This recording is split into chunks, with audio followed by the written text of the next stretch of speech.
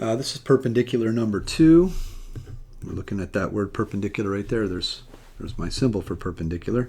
What is the slope of a line perpendicular to this line? Well, I can't talk about perpendicular slopes or negative reciprocal slopes if I don't know the slope. And I can't tell you the slope from this line yet because the y is not isolated. So we have a bit of work to do algebraically. 5x minus 3y plus 60 is 0. We're going to isolate the y in this equation. Start off by subtracting 60 from both sides. That leaves me with that. Then I'm going to subtract that 5x from both sides. Don't forget the x. And don't forget that you can't mix those terms. It's going to leave me with negative 3y is equal to negative 5x minus 60. And now divide.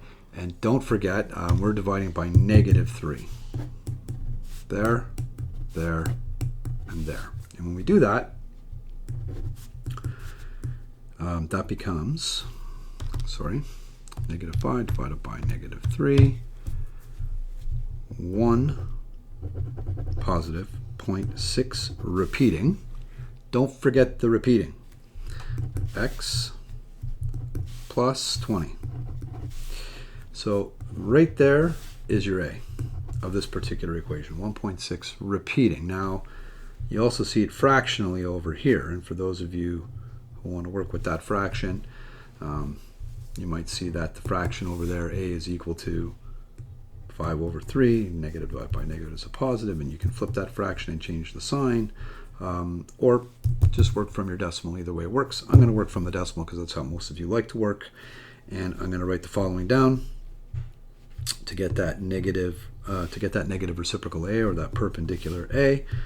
I'm going to do this. I'm going to go negative 1 to change the sign, divided by 1.6 repeating. So that's going to change the sign, and by flipping it, by putting it over 1, I can flip it, and that's how you get your reciprocal. So there's your negative reciprocal. The last thing is, please don't forget the repeating on the 6. It will impact your answer. Negative 1 divided by 1 point. Don't be lazy with the 6's. And now you got negative 0.6 as your slope,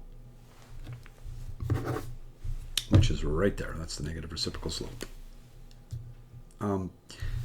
That is number 2.